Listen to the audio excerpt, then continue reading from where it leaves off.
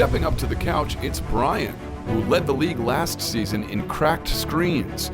But with his new athletic case, it looks like that won't be the case. Touchdown, Brian!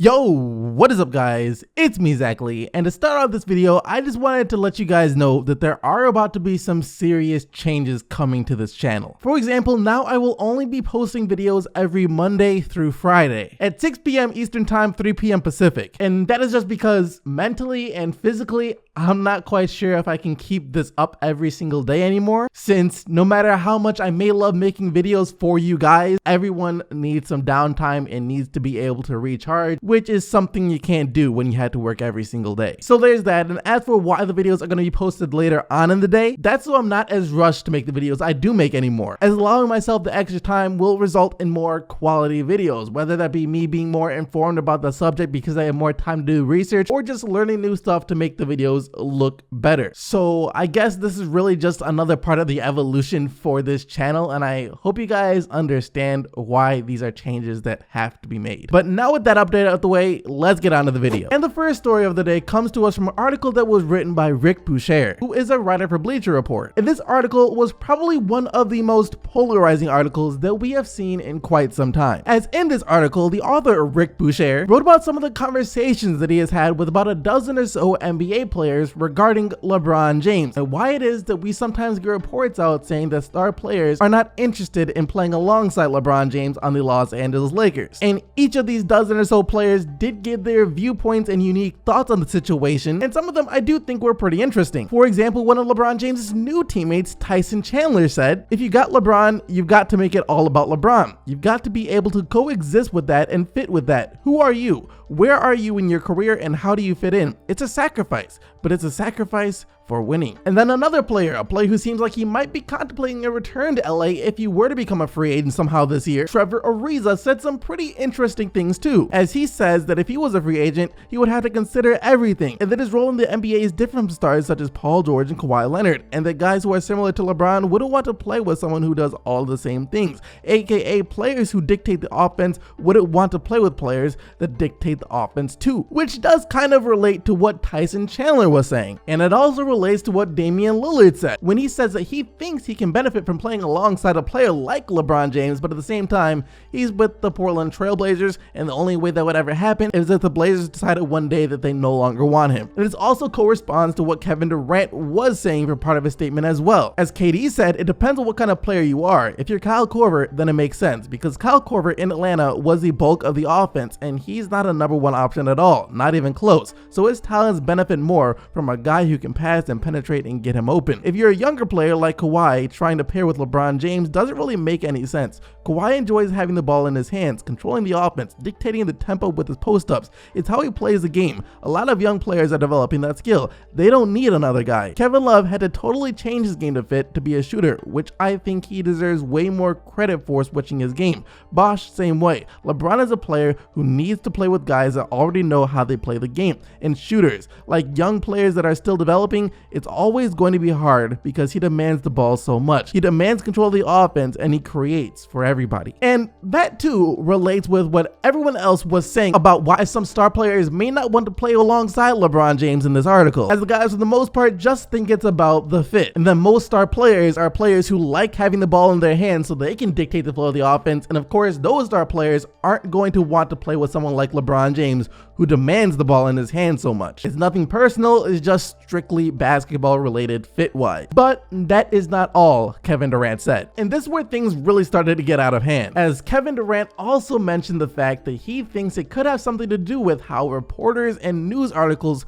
cover anything and everything LeBron James related. So much hype comes from being around LeBron from other people. He has so many fanboys in the media. Even the beat writers just fawn over him. I'm like, we're playing basketball here, and it's not even about basketball at certain points. So I get why anyone wouldn't want to be in an environment because it's toxic, especially when it's bad attention. It's not LeBron's fault at all. It's just the fact that you have so many groupies in the media that love to hang on every word. Just get out of the way and let us play basketball. That's it. That's all that Kevin Durant said. And after sites, blogs, news articles, and pretty much every other major outlet in the United States started to pick up on this, it quickly became the talking point amongst us NBA fans, for the next few hours at least. And the main reason that this became such a hot topic yesterday is because most sites, news articles, and blogs only picked up on a few of the lines from this entire article. They picked the lines from Kevin Durant where he said that LeBron James has so many fanboys in the media, and even the beat writer just fawned all over him. Or the part where he said the environment that stemmed from playing alongside LeBron James is toxic. So they mentioned the parts like that, but then failed to give any context to what Kevin Durant was actually saying and why he was saying it. They completely failed to mention the part where Kevin Durant said that none of this is LeBron James's fault, but more so the media's fault for sensationalizing everything that goes on in the world of LeBron James. Which is true. That's why there's always drama surrounding LeBron James. Even for things that if they happen for another NBA player or team wouldn't be that big of a deal, but if they happen to the team that LeBron is on or to LeBron James himself, all of a sudden it's the biggest deal in the world. LeBron James and the Los Angeles Lakers is going to draw a lot more views and clicks than Victor Oladipo and the Indiana Pacers. That's just how things work. But the problem here is the media not giving full context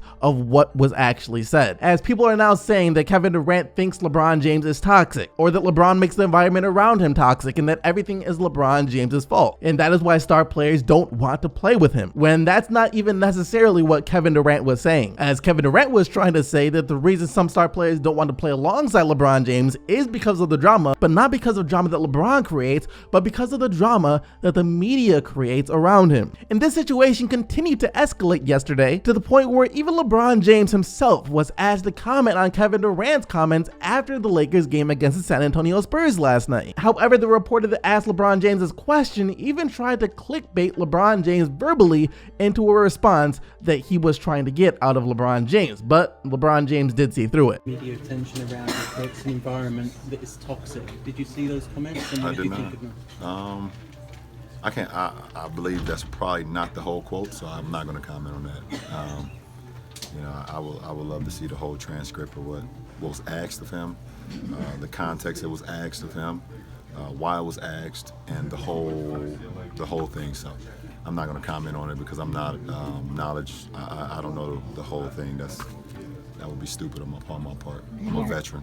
And we all know that if LeBron James did answer this question the way that the reporter was trying to get him to answer the question, it would have started to spiral out of control. And overall, I just think it's funny how the media was able to spin this story that was originally full of ideas and viewpoints and beliefs from NBA players using NBA reasoning as to why players might not want to play alongside LeBron James, to an out of context story that only featured a couple of lines that were also taken out of context from Kevin Durant that can be used to make this seem more personal and fit the storyline of LeBron himself is a toxic player. Beef and drama, it's what gets the clicks, and it's unfortunate because in this article there was a lot of really interesting stuff being said by these players that actually related to basketball, but unfortunately those aren't the things that the national media picked up on. That's it for story number 1 though. And before we get into rumor number 2 regarding the stories between the Lakers and John Wall, here's a quick catch up on everything else that happened in the NBA world yesterday. Stephen Curry and the Golden State Warriors played the Cleveland Cavaliers for the first time this year. Curry scored 42 points and after the game said that there was never a rivalry between the Cavs and the Warriors, to which I say he's completely right. I think it's more so the Warriors had a rivalry against LeBron James and not this Cleveland Cavaliers team in particular. Next up though, Paul George just dropped a 47-point night, including scoring 25 points in the fourth quarter during the Thunder's comeback win over the Brooklyn Nets. And lastly, Lakers guard / forward Brandon Ingram will most likely be out for the next few games as he left yesterday's game against San Antonio with a sprained ankle. Now though, on to story number 2. And story number 2 comes to us regarding a potential team that could be interested in trading for John Wall. And it's a very surprising and intriguing team, that's for sure, the Los Angeles Lakers. And this news comes to us via Kevin Broom, a writer for a site called bulletsforever.com, which of course implies that it is just a fan site for the Washington Wizards. And here is part of what Kevin Broom said in his report. Source number 1, a current NBA agent, surprised me by saying that the story was true. The source said it's something Rich Paul, agent to LeBron James, and as of January 2016, John Wall was orchestrating. But according to the source, the Wizards were saying no. I was still dubious, so I checked with source number 2, another current NBA agent who who's at least as dialed in as source number 1. Source number 2 said that the rumor is also true. This source says the Ball and Caldwell Pope were definitely in the deal, but there was still discussion whether a third player would be Ingram, Josh Hart, or Kyle Kuzma. While the boundaries of the deal were defined, details still had to be finalized, and the whole thing could still fall apart. Now that alone does really make it sound like the Los Angeles Lakers are seriously considering packaging Lonzo Ball in a deal for John Wall, but that's not necessarily the case, as the article later went on to say that the person who's interested in making this deal happen is Rich Paul, and since he is the agent of John Wall, he can approach the team talking about a potential trade of his client John Wall to the Los Angeles Lakers, and was asking the Washington Wizards what it would take to get something done. So I guess he's out there trying to figure out all the moving pieces of this trade, while meanwhile the Los Angeles Lakers have no idea that he's doing this. And I'm guessing that after Rich Paul determines whether or not a deal can be done, he would take a proposed deal from the Washington Wizards to the Los Angeles Lakers, in which then they could determine whether or not they even have interest in trading for John Wall. So basically, there is no indication yet that the Lakers would even be interested in a trade of Lonzo Ball for John Wall, since they themselves haven't expressed any interest in John Wall. As for the reason why Rich Paul is trying to get John Wall to LA, well, apparently it's because he fears that no star player or free agent will come to LA to play alongside LeBron James. So the only way the Lakers will be able to get another star will be via trade. And since John Wall is one of Rich Paul's clients, this is one of the few trade scenarios in which he might be able to kind of orchestrate a deal. But that being said, every indication that the Lakers have given so far this year indicates that they will not be making any sort of major trades this season, and they'd rather just wait to see if they can land any of their big name free agent targets. They want to find out for themselves. This way they get to keep their young talent and get the player, as opposed to giving up their young talent for a player that might not be the most ideal fit